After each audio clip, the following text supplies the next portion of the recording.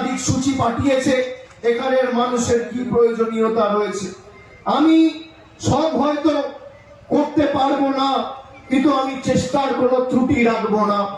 আমি আপনাদের কথা দিচ্ছি, ডুবুলখালি থেকে শম্ভুনগর, বেলতলি বাজার আর কচুখালী মনসা মেলা ফেরি থেকে নাগাবেলিয়া রাজারপুর ফেরিঘাট অব্দি এই তিনটে সেতুর যে আপনাদের দাবি রয়েছে,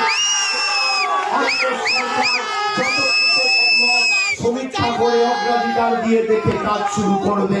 এটা আমার কর্তব্য, প্রতিজ্ঞা, শপথ আপনাদের কাছে আজকের এই সভা থেকে আমি দিয়ে যাচ্ছি।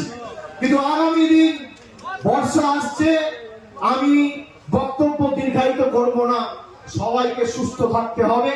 আমাদের দ্বিতীয় দফায় ভোট, আজকে 5 তারিখ, এখনো 24 দিন বাকি রয়েছে। প্রথম দফায় 23 এপ্রিল ভোট আছে। আমি গত 15 দিন ধরে বাংলার এ প্রান্ত থেকে ও প্রান্ত ছুটে বেরিয়েছি। গোসাবায় আসার আগে পূর্ব বর্ধমানে গেছি, রায়নায় সভা ছিল, রায়না করে এখানে এসেছি। গতকাল বিভিন্ন জায়গায় নিপীড়িত করে রেখেছে বিজেপির বহিরাগত নেতাগুলোকে ছেটিয়ে বিদায় করে বঙ্গোপসাগরে ফাঁসিয়ে দিতে হবে।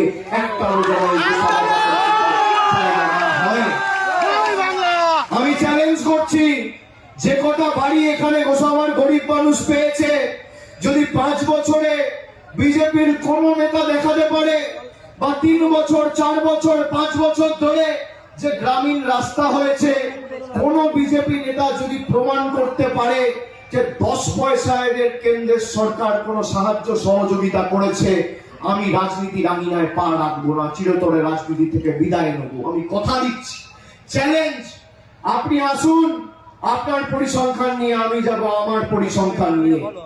আমাদের নেত্রী আজ থেকে 12 দিন আগে কালীঘাটে দলীয় কার্যালয় থেকে 2026 সালের নির্বাচনের ইস্তাহার প্রকাশ করে 10 প্রতিজ্ঞার কথা বলেছে।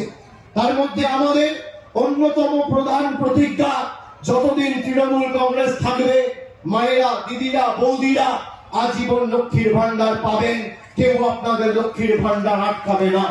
আমাদের দ্বিতীয় প্রতিজ্ঞা, যত বাংলায় ঘর বাড়ি পরিবার আছে, প্রত্যেকটা বাড়িতে, সে গোসাবা হোক, কাকদ্বীপ হোক, উত্তর 24 পরগনার পানিহাটি হোক, সন্দেশখালী হোক, হিঙ্গলগঞ্জ হোক, পশ্চিম বর্ধমানে আসানসোল হোক, বারাবণী হোক, বা ওদিকে উত্তরের দিনহাটা, সিতাই, এদিকে জঙ্গলমহলের জামমনি, সারেঙ্গা, রায়পুর,